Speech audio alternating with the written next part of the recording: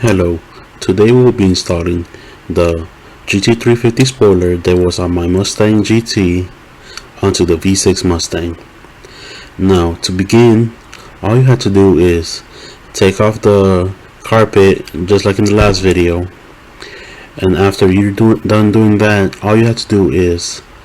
unbolt the four nuts that are holding up the OEM spoiler with a 10mm. Now after you're done doing all that, all you have to do is heat up the spoiler and use a pry tool or anything you can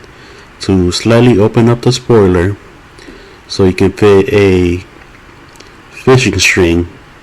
underneath, so you can split the glue that is holding the spoiler in place. Alright, so now all you have to do is heat up the spoiler a little bit more to loosen up the glue and feed the line through the spoiler to reach the other end,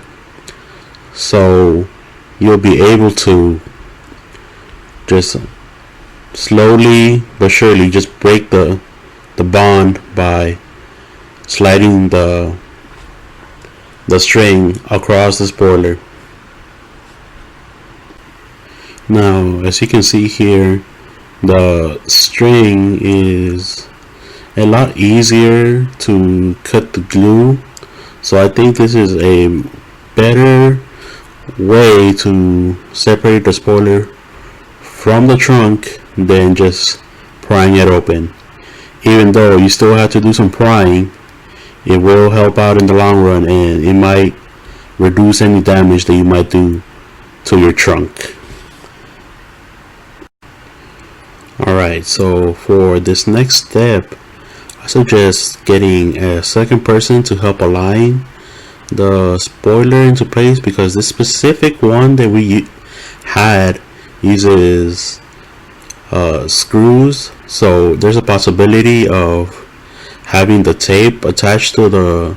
trunk and misalign it. So it's just better to have two people. And yeah, just put on the two screws on both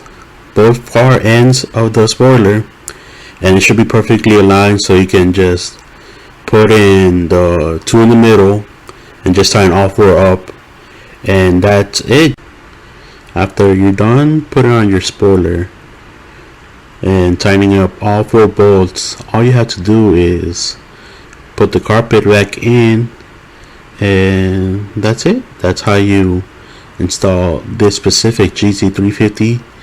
spoiler onto a Mustang.